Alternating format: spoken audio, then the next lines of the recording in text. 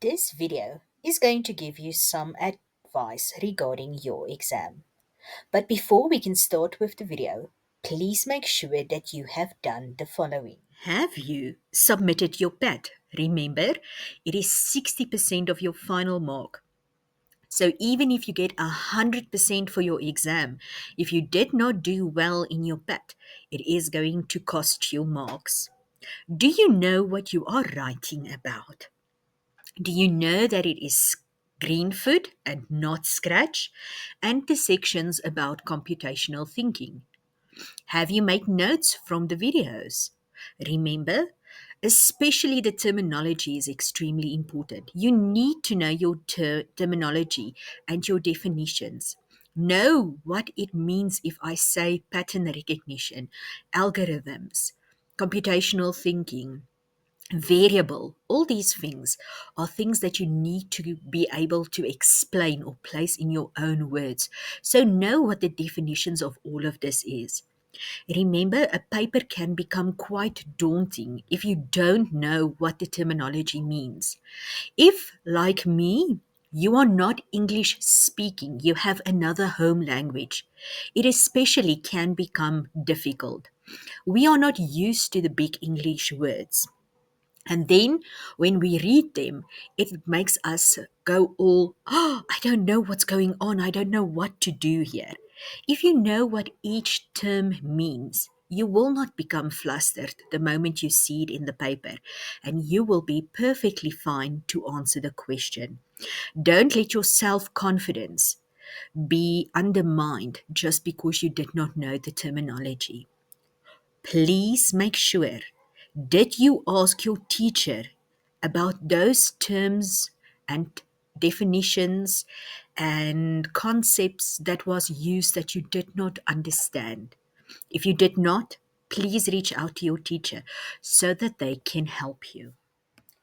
Let's look at what your exam will look like. The exam is divided into two questions. The first is short questions, which is 20 marks. The second is longer questions, which will be 30 marks. Your short questions will have four sections. The first one being multiple choice, which will be 5 marks.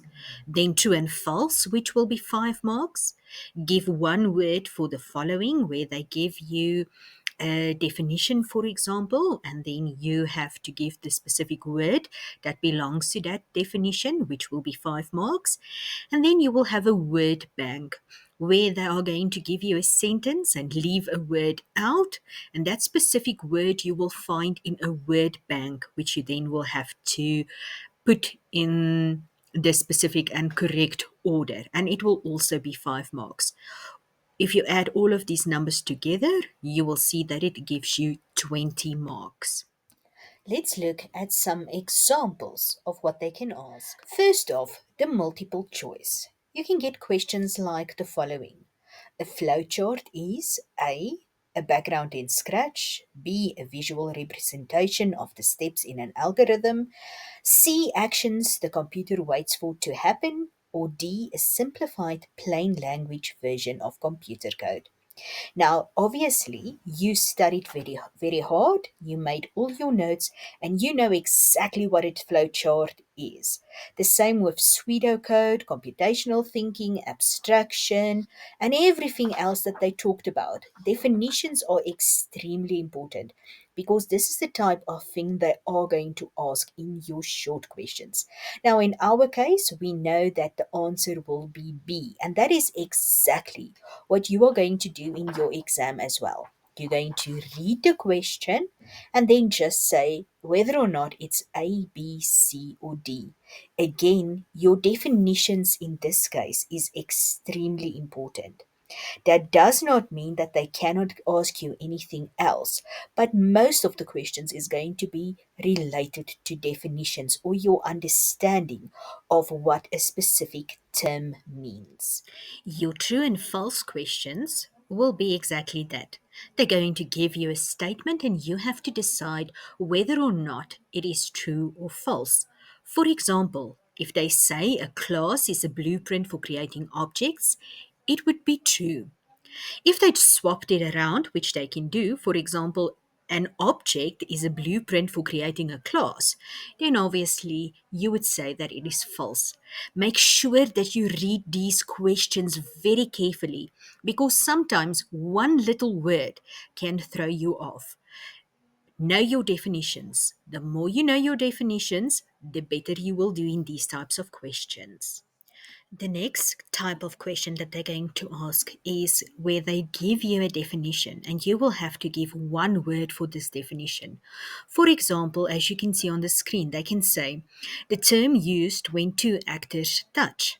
And we all know that that is called collision. So you will just simply write collision. The statement used to specify a block of code to be executed if a given condition is false. Now, this can be quite daunting and overwhelming if you read the question because there's a lot of information. Break it up into smaller pieces. They say the statement used to specify a block of code. At this stage, that does not tell us anything. We just know that we're going to use some piece of code. That's what we are looking for. And it's going to specify a block of code, meaning there's going to be something in brackets after this statement. And then it continues by saying to be executed if a given condition is false. Now, the moment you hear false and you hear condition, you know it must be if or else. Now, they did not say that the condition is true. Remember, if is when the condition is true, else is when the condition is false. So they said condition is false, therefore it will be else. You see what I mean? Sometimes it's the small little words that throw us off. Please make sure that you know your definitions by heart. It's going to make your life so much easier. Then the last question is going to look quite a lot like the one that we've just done. The only difference is they will now give you a word bank with options to choose from. And all of these options will come from the word bank. So in this case, they say creating an instance of a class is called, and it's called instantiation, or we instantiate a specific class. So instantiation or instantiate, that is the options that you could have had. But if we look at our word bank, there's only instantiation. So that's why we pick instantiation. The next one says the method used to place objects into the world is called, now our options is instantiation, but we've already used that. Then we have acting, and then we have get with and add object. Acting doesn't make sense. We don't even have anything called acting in any of our code. We have get with, but we know that is to get the width of a screen, and that has nothing to do with adding something on the screen. But the word add object, that's what we want to do. We want to place an object somewhere. We want to add it. So it's going to be add object. Then you're going to have longer questions. Now, your longer questions is where your computational thinking type of questions is going to come in. They might ask you to write pseudocode for something or to recognize a pattern and identify the pattern and say what you will do to not let this code repeat itself over and over again. So instead of having to write the same code for 8 times, we can use a loop like while or for. Remember, for is if we know how many times our loop must execute. While is if we don't know how many times, it has to continue until a specific condition is true.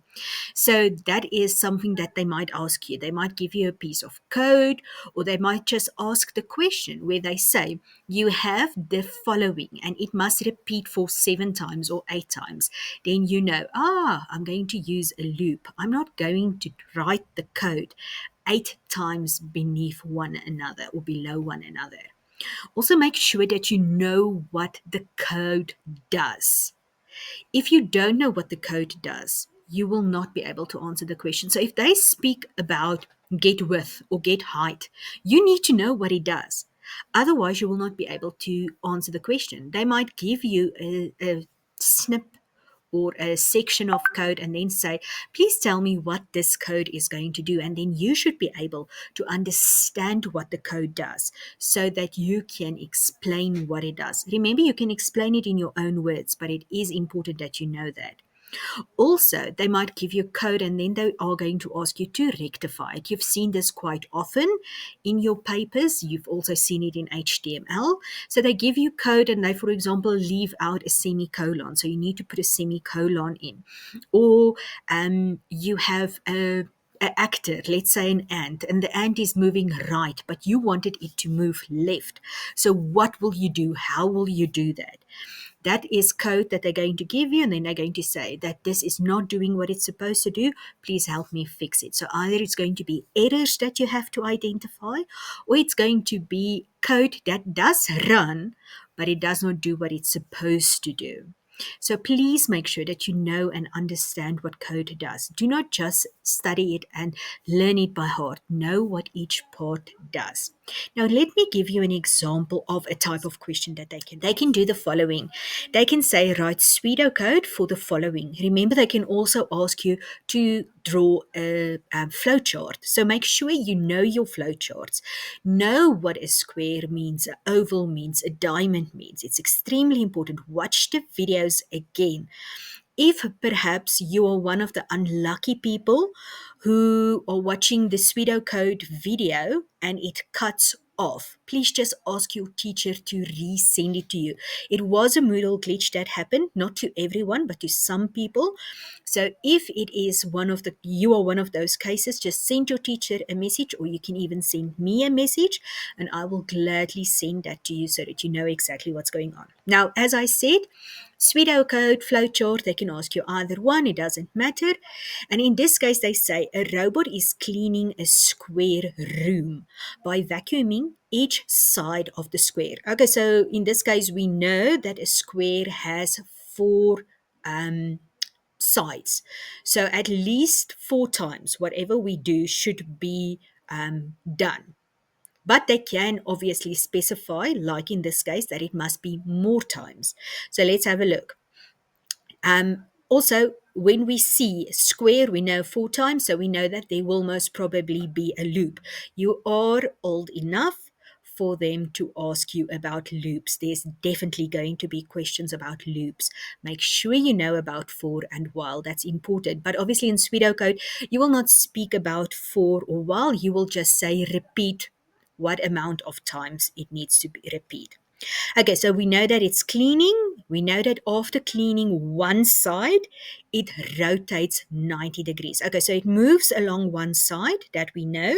And then secondly, it rotates 90 degrees to the left, and then it continues again. It must do this 8 times to make sure everything is completed. Okay, so what is the steps of the robot? We don't care about anything except that whatever it does should be repeated 8 times, that it moves along a specific side. It rotates 90 degrees to the left and then moves again, rotates, moves again, and that continues for 8 times. So let's write our pseudocode. And remember, your flowchart would have kind of looked exactly the same. All that you would have done is you would have put it in your squares or your diamonds, etc. So what are we going to do? We start off by saying begin and end. Remember, you can also say start and end. It's not going to be wrong. Begin is more formal, start is less formal, it's more informal, but either one would be absolutely correct. So you can have the begin and you can have the end. It is important. If you don't have begin and end, you will lose a mark. So make sure that whatever code you have is between begin and end. By just placing a begin and end, you already have one mark. Please make sure no semicolons, no full stop, no any other characters after begin and end. That is extremely important. Also, in the rest of your pseudocode, we don't have any symbols in there. No commas, semicolons, etc. When we're doing the actual coding, then we have that, but not now. Okay, so what do we want to do? We want to repeat something 8 times. That's what we know. And what is it what that we want to repeat? We want to repeat the move forward and turn left 90 degrees. Now remember, yours might look a little bit different than mine, especially if it is more code that you have to take into account in your pseudocode. And that's perfectly fine. It's not going to be a problem at all. As long as at the end of the day, I understand what you did and you accomplished the task. So you will get your marks, even if it doesn't look 100% like mine. The same with coding. We do not necessarily do things the same. Okay, and then obviously we're going to end our repeat when we are done, and then we're going to end the whole pseudocode. Remember, if you have asked the user for input, which is seldom going to be in your line of Greenfoot, because remember, you're writing games, so you don't really ask the user for input. But let's say you did ask for input.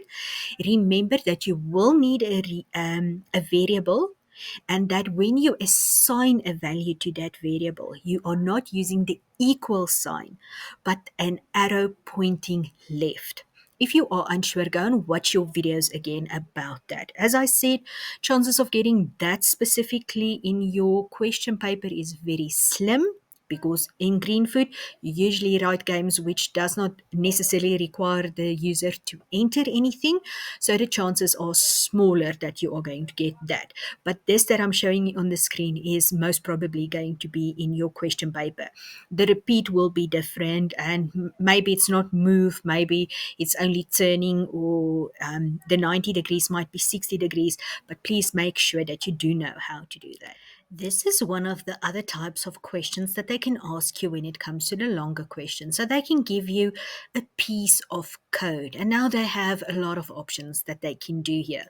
For example, they can start off by asking you, what does this code do? And then you have to have a look, and you need to look, oh, okay, I can see this code is going to check if a key is pressed down on the keyboard and that specific key is up. I'm going to move my specific actor, which in this case is a man, because it's called move man, but it can be any actor.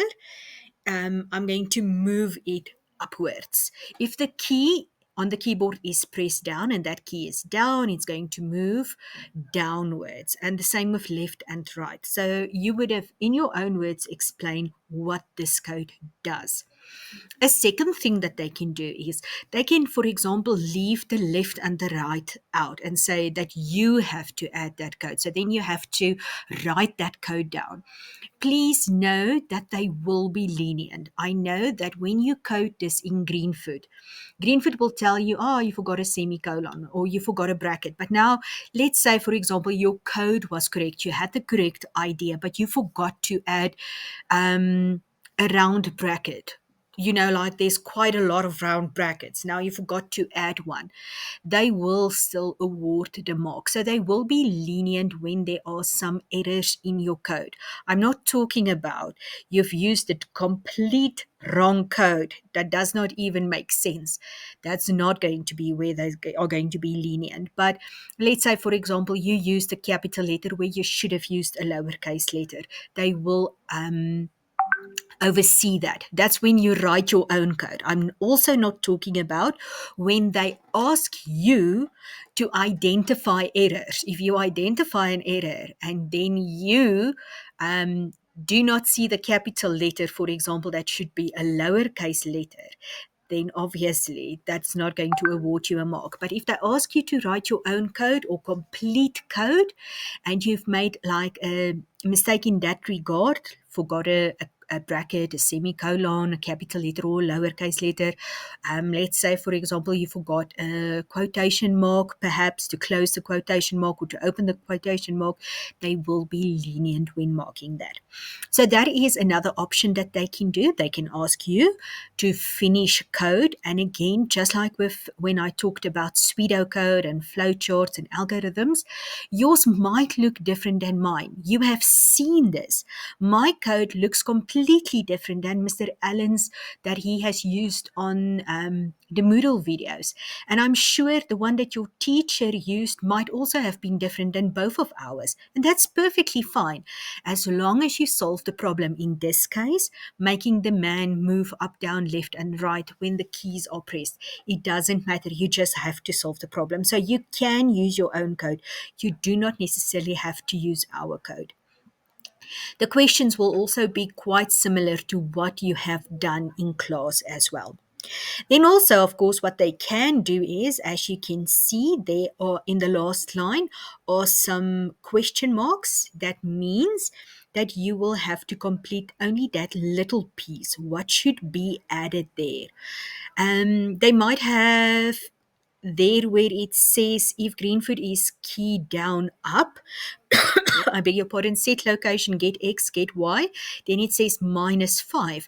They might have made it a +5, which means it's also going to go down. So whether or not you press the up or down key, the man is going to go down. So they might tell you there's an error. The man is not moving upwards, it's only moving downwards. How do we fix it?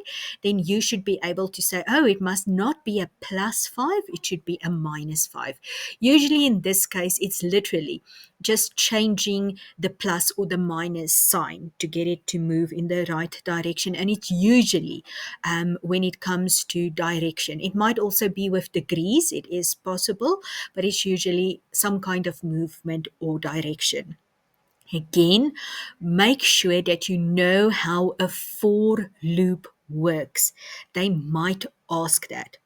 Also, remember that, as I said, they might give you the code, leave a semicolon out, use a capital letter instead of a lowercase letter, etc.